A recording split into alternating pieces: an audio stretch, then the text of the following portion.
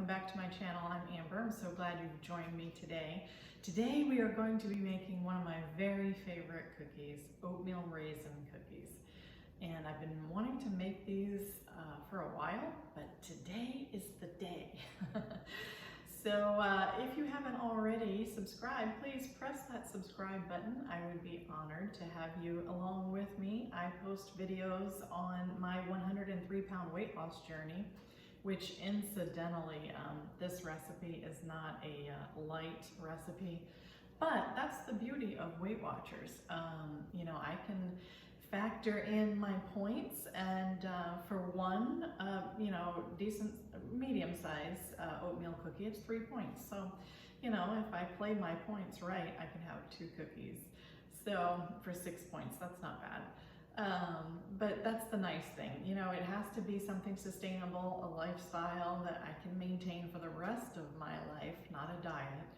So, so far I have made significant headway, so stay tuned for tomorrow, because tomorrow is my Weight Watchers Weigh-In Wednesday video. So, and I will give you my latest update. But today, let's just jump right into this recipe. And this is taken off of the Quaker oats container. I have been using this recipe for a long time. I haven't made these in a while, but for years and years. This, I think, by far, I've tried the Betty Crocker and some other ones, but I love this. They call it Vanishing Oatmeal Raisin Cookies, and it has the best consistency and the best flavor. If you haven't tried it already, I encourage you to. It's just on the underside of the lid, and that's what we will be using today. I have preheated my oven to 350. So let's go ahead and get started. So it says to beat the butters and sugar. It says using an electric mixer, but I just do it by hand. So I have gone ahead and pre-measured everything in the interest of time, so I'll let you know what I'm using. So let's see, for white sugar, I am doing a 1/2 cup. So I've already pre-measured that. I'll pour that in. And then let's see, for the brown sugar, I am using 3/4 of a cup. I'll go ahead and add that. And then it says for the butter, 1 stick of butter plus 6 tablespoons. And then it says to go ahead and mix those together. So that's what we will do. And I've had it sitting out so it can kind of soften. So it's nice and soft now. You don't want to melt it because that does affect the consistency of the cookies, and we don't want them to be runny. So I'm just kind of breaking up that butter. Something magical about butter and sugar. Let me know in the comments below if you guys have ever made these, or what your favorite oatmeal cookie recipe is. But yeah, our family, these literally, they call them Vanishing Oatmeal Raisin Cookies, and they literally are. They never last long. I know my husband and my dad will enjoy them as well. So, and my son too. So I'm just mixing these, mashing up the butter, getting it nice and mixed in. How are you guys doing, by the way? Let me know in the comments below. Our family is managing rather nicely, thank the Lord. Spending a lot of time praying for the world. But trusting God that, you know what, He's never left us. He's never forsaken us, and He will help us to come through this even stronger. So that's my prayer for you guys today. So, all right, I think I pretty much have this mixed in. And then the next step, let's see, my glasses back on. I'm using 2 eggs and then 1 teaspoon of the vanilla, which I will go ahead and measure out. That's my 2 eggs. And then 1 teaspoon of vanilla, like I said. Vanilla just makes it so yummy. It smells nice too.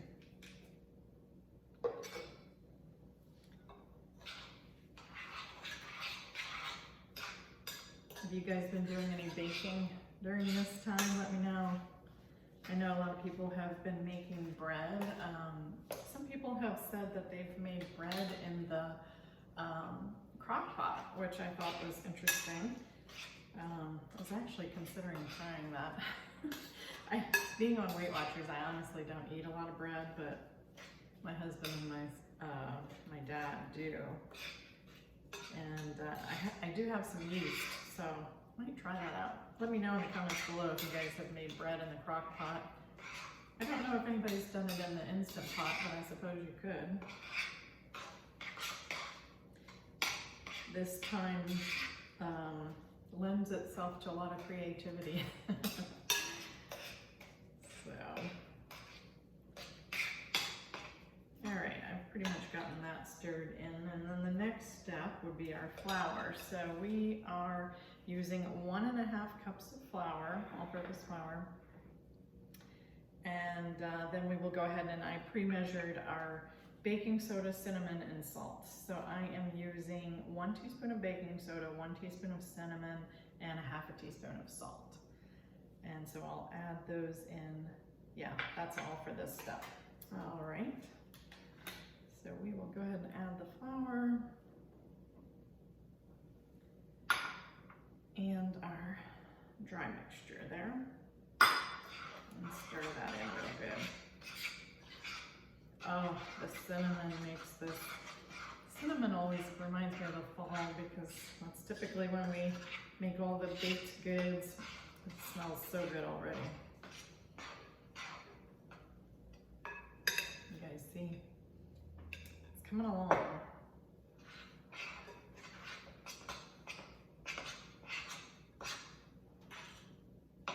I can't say the weather here is cool because I live in Florida, but probably good to be doing some baking now before it gets too hot. It's definitely been in the 80s here and quite warm, although I can't say that I've been out because of the pollen, but we did get some rain yesterday, so that was nice.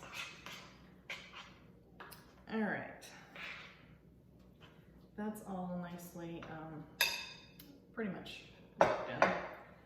All right, so now we are going to go on to the next step, which is the oats, and I have measured out 3 cups of the old-fashioned oats, the quick oats. It says you can use the quick or the old-fashioned. So 3 cups of that and 1 cup of raisins. Of course, what's really good is if you add some walnuts to it. I don't have any on hand, but you know, that's one way to minimize a little bit of calories, if we're even thinking about that at this point. So yeah, we'll go ahead and mix that in, and then we will be ready to drop them by rounded tablespoons onto an ungreased cookie sheet and bake for 8 to 10 minutes or until golden brown. It says it makes about 4 dozen cookies, which depending on how big you make them, you know, we'll see about that. All right, so we'll add in our 3 cups of oats and our 1 cup of raisins.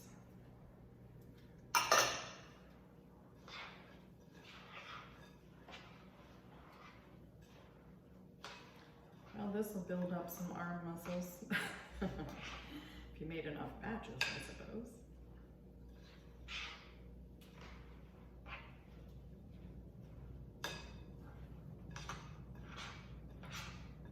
Love oatmeal cookies.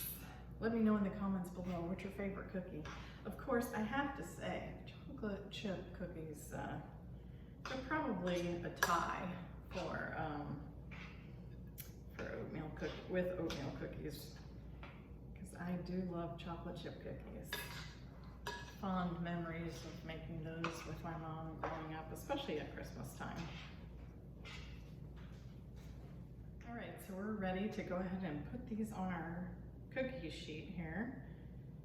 And I'm just going to put a rounded tablespoon. And I'm gonna go ahead and fill up this whole cookie sheet and probably a couple other ones and put those in the oven, and I'll let you know when they come out and how they look. All right, so I've gotten our first batch of cookies out of the oven and they smell. I wish the scents could waft through the camera because they smell so good. The cinnamon, yeah, these turned out really nice. I'll bring the plate closer to show you. Some people in my family like them a little more golden, so my husband usually, he should like these. I like mine a little lighter, almost a little soft, so I think I will like this pan. Not that I need to eat a whole pan, guys. I will put them in sandwich bag, single serving. I think that would probably be a good idea, but I'll bring them closer so you can see how they turned out. Look at this. Don't they look yummy? So let me know in the comments below if you guys decide to try these. They are so good, so good. Well, let me taste one. That would be a good idea. All right. This is one of the softer ones. I'll just pinch off. And they're still pretty hot. I'll actually blow on it.